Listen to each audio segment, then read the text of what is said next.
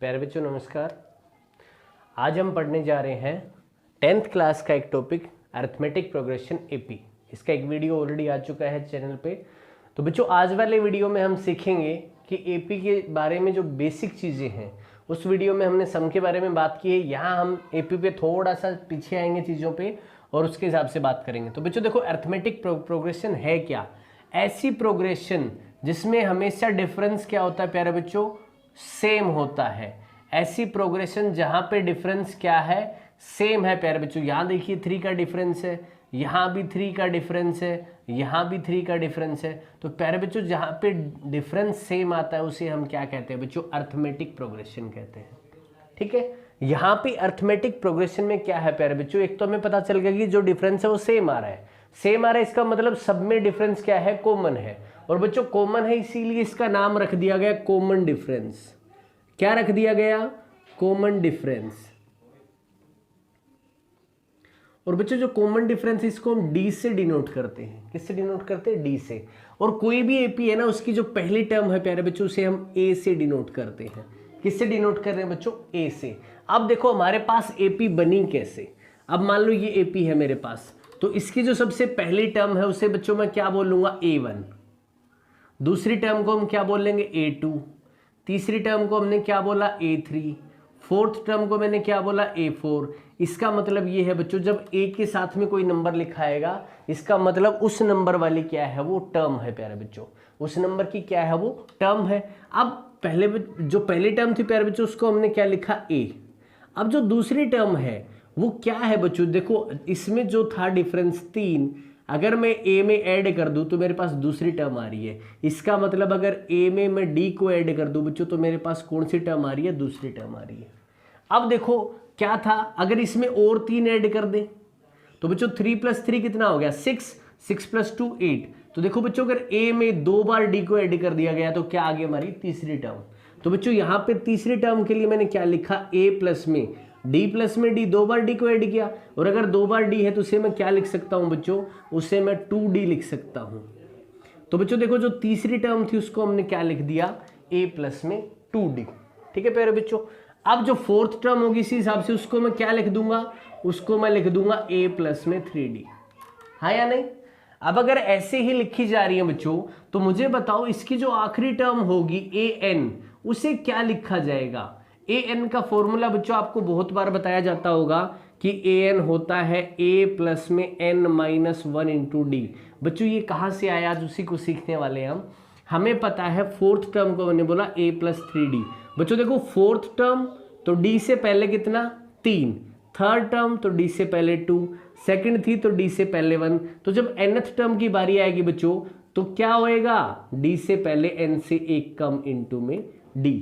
तो बच्चों ये A plus N-1 into D कहाँ से आया था? कि हमें जो टर्म निकालनी होती है A के प्लस में D के साथ मल्टीप्लाई उससे 1 कम करते हैं तो N-1। तो बच्चों ये फॉर्मूला बड़े काम का है। हमारी जो दूसरी एक्सरसाइज है NCERT की वो इसी पे बेस्ड है पूरी की पूरी, और तीसरी एक्सरसाइज में भी हेल्प करता है। बड़ा इंपॉर्टेंट फॉर्मूला है। अब बच्चों यहाँ पे जो AN है उसको हमने क्या कहा है? उसे हमने कहा है लास्ट टर्म। क्या कहा बच्चों? Last term. A क्या है? हमारी फर्स्ट टर्म। N क्या है बच्चों? यहाँ पे नंबर ऑफ टर्म्स। N क्या है? नंबर ऑफ टर्म्स है प्यारे बच्चों। और D क्या है? यहाँ पे कॉमन डिफरेंस। देखो बच्चों आपको चीजें पहचान में आएंगी तभी तो आप उस पर काम कर पाएंगे ना। ये क्या है? हमारा कॉमन डिफरेंस। तो बच्चों इस तरह से हम क्या करते हैं? अपने फॉर्मूले को बनाते हैं। अब हमारे पास मेन क्या होगा बच्चों? यहाँ पे हमारे पास 4 चीजें हैं, AN, A, N और D। इन चारों में से कोई 3 चीजें हमें मिलेंगी प्यारे बच्चों। अगर 3 चीज हमें मिल गई हैं इसका मतलब ये है प्यारे बच्चों कि हम इसमें से जो फोर्थ चीज है उसको निकाल लेंगे। इस पे हम और भी देखेंगे क्वेश्चन सभी। अभी यहाँ देखते हैं बच्चों, जैसे ही आपको थर्ड टर्म बोलेगा ना आप तुरंत समझ जाएंगे इसको मैं लिख सकता हूँ A प्लस में 2D। जैसे ही फोर्थ टर्म बोलेगा आप समझ जाएंगे A प्लस 3D। अगर आपसे कहता है कि 29th टर्म तो प्यारे बच्चों A29 को मैं क्या लिख सकता हूँ? A प्लस में 28D। ये हमारी बहुत हेल्प करता है, बहुत ही ज़्यादा हेल्प करता है। ठीक है प्यारे बच्चों, तो इस तरह से हम क्या करेंगे? इसको बनाएंगे और उसके हिसाब से हम चीज़ों को सोल्व करेंगे। अब देखते हैं कुछ एग्जाम्पल्स। तो देखो बच्चों पहला एग्जाम्पल हमारा, मान लो आपके पास दिया गया है देखते हैं कोई एग्जाम्पल लेके, और कई तरह के सवाल इसमें पूछे जाते हैं। मान लो आपके पास एपी दी गई है 3, 11 और 19, और ये आपके पास एपी है बच्चों। आपसे कहता है फाइंड द 32nd टर्म। क्या बोला गया इसमें, आपको कौन सी टर्म निकालनी है, 32nd। तो बच्चों हम क्या करेंगे, हमें पता है मुझे निकालना क्या है A32। अब A32 निकालना तो मेरे दिमाग में सबसे पहले आना चाहिए, मैं इसको लिख सकता हूँ A+31D। मतलब मुझे दो चीज़ें चाहिए, A चाहिए और D चाहिए। देखो बच्चों, अगर आपको AP फॉर्म करनी है, आपको दो ही चीज़ों की रिक्वायरमेंट है, A और D। अगर दो चीज़ें आपके पास है तो आप आराम से AP को फॉर्म कर सकते हैं। तो देखते हैं प्यारे बच्चों, A32। अब इसमें हमने पहली टर्म को क्या बोला था बच्चों, A, और जो D था ना डिफरेंस, वो क्या था बच्चों, वो था दूसरी में से पहली टर्म को घटाना। तो 11 - 3 कितना आ जाएगा बच्चों, 8।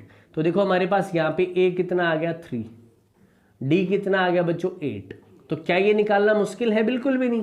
तो A32 कितना आ जाएगा मेरा, ये आ जाएगा बच्चों 3 प्लस में 31 × 8। तो बच्चों 3 प्लस 8 से करेंगे, 8 × 1 = 8 और 8 × 3 = 24। तो बच्चों जब इसमें ऐड करेंगे तो कितना आ जाएगा, 251। ये देखिए प्यारे बच्चों, कितना आसानी से हम इसको निकाल पा रहे हैं। अगर मान लो ऐसे की बजाय आपसे क्वेश्चन ऐसे दे दे, थोड़ा सा घुमा दे क्वेश्चन को, और आपसे कह दे कि in N AP there are 50 terms. 50 terms, कितनी टर्म्स है बच्चों, 50 है। और एपी हमारे पास ये है 5, 9, 13, 17। ये कहता है फाइंड द लास्ट टर्म। आपसे बोला फाइंड द लास्ट टर्म। तो बच्चों जब लास्ट टर्म आपसे पूछ रहा है तो सीधी सी बात है, या तो आपको n पता होना चाहिए। तो देखो उसने कहा एपी में कितनी टर्म्स है, 50। तो बच्चों ये इस 50 ने हमें यही बताया कि यहाँ पे n कितना है, n 50 है। यहाँ पे n कितना है, 50। बच्चों मुझे लास्ट टर्म निकालनी है। लास्ट टर्म को मैं क्या लिखता हूँ, an, और अगर n 50 है तो मैं इसे क्या लिखूंगा, A50। और बच्चों A50 के लिए मैंने क्या सीखा है, A प्लस में 49D। तो बच्चों यहाँ पे A प्लस 49D करेंगे तो A कितना है यहाँ पे, 5। A कितना है, 5। ठीक है प्यारे बच्चों। और यहाँ पे D कितना होगा, 9 में से 5 गया तो 4। तो A 5 है तो 5 प्लस में 49 × D कितना है बच्चों, 4। तो ये आ जाएगा 5 + 9 4 जा 36, 3 और 16 और 3 19। और बच्चों इसमें ऐड करेंगे तो 201। अच्छा अब आप बोलेंगे सर आपने एक फॉर्मूला लिखा था an का, क्या उसको यूज़ कर सकते हैं? बच्चों मैंने उसी को यूज़ किया है, यही तो था ना हमारा फॉर्मूला। तो देखो a कितना था हमारा, 5, और प्लस में n कितना था बच्चों, 50। 50 - 1 × d कितना था बच्चों हमारा, 4। तो एक बात बताओ, 50 - 1 कितना होगा, 49। मैंने भी तो वही यूज़ किया, 49D। तो बच्चों ये सीधा भी हम इसको लिख सकते हैं। तो इस तरह के इसमें एग्जाम्पल्स आते हैं। आपको कुछ नहीं करना होता, आपको ये ढूंढना है कि आपको क्या चीज़ दी गई है, उसका क्या मीनिंग है बच्चों। जैसे आपसे पूछ लेता है कि इन एन एपी, आपको एक एपी दी गई है, मान लो आपको एपी दी गई है -8, -4 और 0, 4, 8, और आपसे पूछ लिया जाता है is 150 is a term, is 150 is a term of this AP? क्या 150 इस एपी की टर्म है? अब देखो बच्चों, जब भी हमसे पूछा जाएगा ना क्या 0 इसकी टर्म है, क्या 150 इसकी टर्म है, इस तरह के सवाल आते हैं ना बच्चों, उस टाइम जो पूछा जा रहा है उसको हम क्या मान लेंगे, an मान लेंगे प्यारे बच्चों। क्या मान लेंगे, an। अब हमें क्या निकालना, n। अगर वो n एक नेचुरल नंबर आता है बच्चों, नेचुरल नंबर मतलब ना तो फ्रैक्शन में आ रहा है, ना वो पॉइंट में आ रहा है, तो इसका मतलब बच्चों वो क्या है, नेचुरल नंबर की फॉर्म में। क्योंकि देखो n नेगेटिव तो होएगा नहीं, टर्म्स नेगेटिव तो होती नहीं है। तो जब वो क्या हो रहा है, किसी नेचुरल नंबर की फॉर्म में आ रहा है तो ये इसकी टर्म है। अगर वो नेचुरल नंबर की फॉर्म में नहीं आ रहा तो ये इसकी टर्म नहीं है। चेक करते प्यारे बच्चों है कि नहीं।